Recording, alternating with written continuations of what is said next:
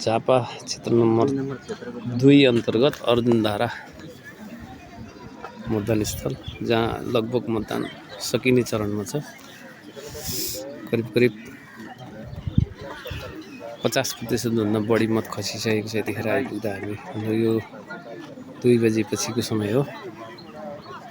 एउटा 4वटा मतदान केन्द्र, एउटा मतदान स्थलमा सरदर एउटामा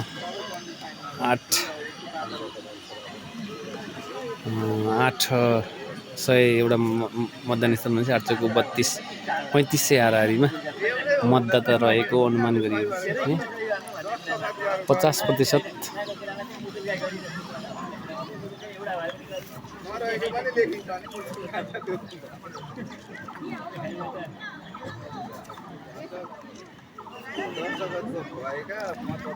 झापा क्षेत्र नम्बर 2 अन्तर्गत अर्जुनधारा नगरपालिका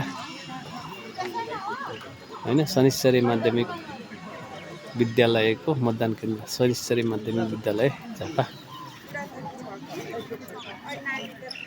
अहिले अब लगभग मतदान गर्ने आउने मान्छेको सङ्ख्या घट्दै गएको छ। लगभग 50% भन्दा बढी मत खसिसकेको छ। अब अरू विदेश गएका, बाहिर रहेका मतदाता भएको कारणले हुन सक्छ। लगभग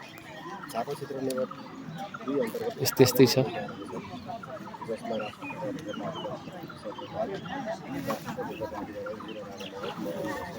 यहाँ चाहिँ यो बहुचर्चित क्षेत्र हो झापाको। तत्कालीन सङ्घीय संसदका सभामुख, उपसभामुख र सङ्घीय मन्त्री भइसकेका उम्मेदवार लगायत तीव्र प्रतिस्पर्धा भएको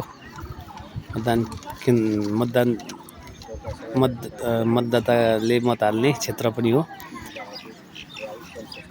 यहाँ लगभग अब मतदान सकिँदै गएको देखिन्छ हेर्दाखेरि।